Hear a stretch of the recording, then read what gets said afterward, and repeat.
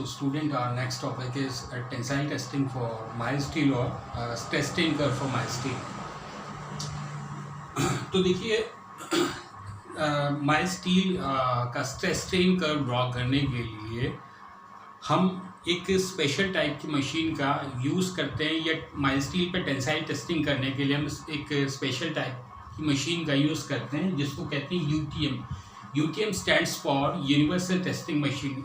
इसको universal testing machine इसलिए बोला जाता है क्योंकि इस पर कई टेस्ट एक साथ कंडक्ट किए जा सकते हैं, जैसे टेंसाइल टेस्ट, कंप्रेसिव टेस्ट, इसके अलावा इस पर शियर टेस्ट भी कंडक्ट किया जाता है. अगर इंडिविजुअल एक टेस्ट किया जाता है तो उसका उस मशीन का नाम टेस्ट के अकॉर्डिंग हो जाता है, जैसे टेंसाइल टेस्टर, शियर टेस्टर या कंप्रेशन टेस्टर. जैसे जो कंप्रेशन टेस्टिंग मशीन भी हमारे लैब में है वो आप देख सकते हो. तो इसके लिए जो स्पेसिमेन प्रिपेयर करना पड़ता है, एक स्पेशल टाइप का जो स्पेसिमेन लेथ मशीन पे प्रिपेयर करना पड़ता है. तो देखिए ये स्पेसिमेन का डायग्राम है. इसके जो दोनों एंड है उनका डायमीटर ज़्यादा लिया जाता है और जो बीच का जो पोर्शन है उसका डायमीटर थोड़ा सा रिड्यूस किया जाता है और दोनों एंड पर डायमंड नर्लिंग कर दी जाती है. डायमंड नर्लिंग करने का पर्पस है कि डायमंड नर्ल एंड जो है वो यूनिवर्सल टेस्टिंग मशीन के जॉस पर ईजिली ग्रिप बना लेता है. अदरवाइज क्या होगा, अगर हम लोड अप्लाई करेंगे तो हमारा जो स्पेसिमेन है वो स्लिप हो जाएगा. तो देखिए दो पॉइंट यहाँ सेंटर पंच की हेल्प से लगा दिए जाते हैं. ये हमारी प्रैक्टिकल लेंथ है जिसको कि गेज लेंथ बोला जाता है. वो आइडेंटिफाई की जाती है इन सेंटर पंच के मार्क्स के थ्रू.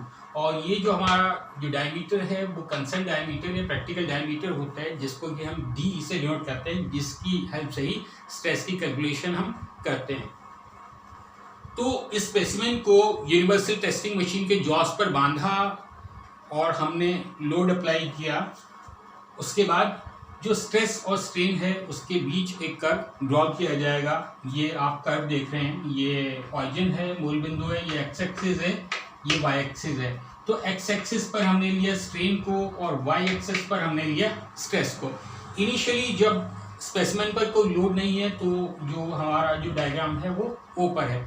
अब देखिए जैसे जैसे हम लोड को इंक्रीज करते जा रहे हैं वैसे वैसे स्ट्रेस भी इंक्रीज हो रहा है, वैसे वैसे स्ट्रेन भी इंक्रीज हो रहा है. यानी कि अगर ओ से ए तक देखा जाए तो स्ट्रेस और स्ट्रेन के बीच हमें एक सीधी लाइन प्राप्त हो रही है. यानी ओ से ए के बीच जो डायग्राम है हुक्स लॉ को फॉलो करेगा. हुक्स लॉ क्या है, within elastic limit the stress is directly proportional to strain. तो ओ से ई के बीच जो डायग्राम है हुक्स लॉ को फॉलो करेगा और ई को कहा जाएगा प्रोपोर्शनल लिमिट या समानुपाती सीमा.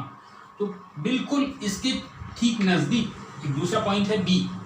प्रैक्टिकली ए और बी में कोई फर्क नहीं है. बहुत ही प्रिसीजन मेजरिंग इंस्ट्रूमेंट से ए और बी में फर्क मालूम किया जा सकता है. यहाँ बी डिनोट कर रहा है इलास्टिक लिमिट को, यानी प्रत्यास्थता की सीमा को. अगर लोड बी से ऊपर लगाया जाएगा या बी के पार लगाया जाएगा तो जो हमारा स्पेसिमेन है वो इलास्टिसिटी की जो प्रॉपर्टी है उसमें खत्म हो जाएगी. यानी कि बी जो पॉइंट है वो हमारा क्या है, इलास्टिक लिमिट है. अब देखिए लोड को हम इंक्रीज कर रहे हैं. उसके बाद एक पॉइंट है सी और उससे नीचे पॉइंट है डी. सी को कहा जाएगा अपर यील्ड पॉइंट और डी को कहा जाएगा लोअर यील्ड पॉइंट. अगर इस प्रोसेस को देखें तो देखिए लोड हमने डिक्रीज कर दिया, उसके बावजूद जो हमारा स्पेसिमेन है वो तेजी से ड्रॉ हो रहा है या खिंच रहा है. इस प्रोसेस को कहेंगे यील्डिंग या डक्टाइल एक्सटेंशन. यानी कि जहां पर हमारा नमूना तार की तरह से खिंचना शुरू हो जाएगा, आराम हो जाएगा, जो सी से स्टार्ट होके बी तक जारी रहेगा. इस प्रोसेस को कहा जाएगा यील्डिंग और सी को कहा जाएगा अपर यील्ड पॉइंट और डी को कहा जाएगा लोअर यील्ड पॉइंट.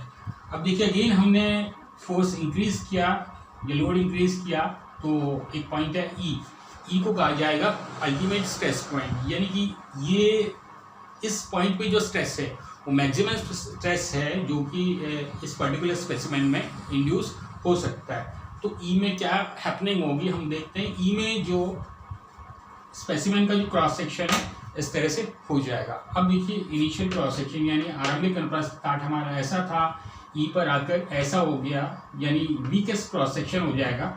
इसको इस फिनोमेना को कहेंगे हम नेक फॉर्मेशन या वेस्ट फॉर्मेशन. यानी या तो गर्दन की तरह से या कमर की तरह से बन जाएगी, यानी वीकेस्ट क्रॉस सेक्शन हो जाएगा. ठीक है.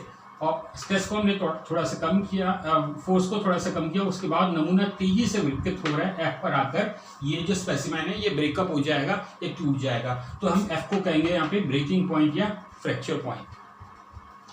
ये तब है, ये ग्राफ तब है जबकि हमने डी से एरिया कैलकुलेट करके सारी कैलकुलेशंस किए, लेकिन जो डी है वो तो कंटिन्यूसली क्या हो रहा है, डिक्रीज हो रहा है। अगर हर एक पॉइंट पर उसके ओरिजिनल क्रॉस सेक्शन को माइक्रोमीटर के थ्रू मेज़र करके हर बार डिफरेंट अगर स्ट्रेस की कैलकुलेशन की जाए तो हमारा ग्राफ इस तरह से जाएगा, डी पर आपके कहीं पर स्पेसिमेन टूटेगा। तो ये है stress strain curve for mild steel, जो कि एग्जाम के पॉइंट ऑफ व्यू से काफ़ी इंपॉर्टेंट रहता है।